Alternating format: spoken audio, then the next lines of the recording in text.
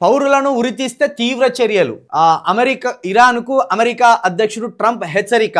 Trump నేతన్యాహునే నరహంతకులన్న Iran, నిరసనకారుడికి నేడు ఉరిశిక్ష. బా చూసినావా, మతం పెచ్చరిల్లితే ఎంత ప్రమాదం ఉంటుందో ఇరాన్లో. మతం పునాది మీద అక్కడ ఖమేనీ అధ్యక్షుడిగా ఉన్నాడు. 76-77 నుండి ఆయనే ఇరాన్కి అధ్యక్షుడిగా ఉన్నాడు.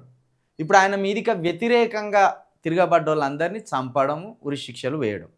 ఒక అమ్మాయి 2021లో హిజాబ్ సరిగ్గా ధరించలేదని ఆ అమ్మాయికి ఉరిశిక్ష వేసింది.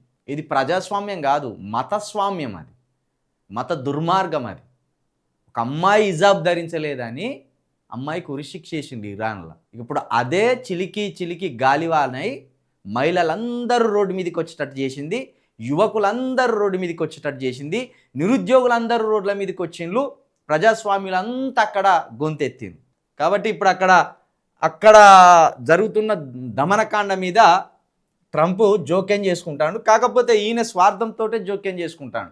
ఇరాన్ వల్ల మా అమెరికాకు ఎప్పటికైనా థ్రెట్టు, వాళ్ళ దగ్గర యురేనియంకి సంబంధించి నిక్షేపాలు ఉన్నాయి, వాటిని వాడుకొని ఏదైనా బాంబులు తయారు చేస్తే ఆ బాంబులతోటి అమెరికాకు ప్రమాదం అనే కోణంలో మాత్రమే ఆయన ఇరాన్ని అణచివేయాలని చూస్తాను తప్పించి ఇరాన్ ప్రజల మీద ప్రేమతోటి మాత్రం కాదు.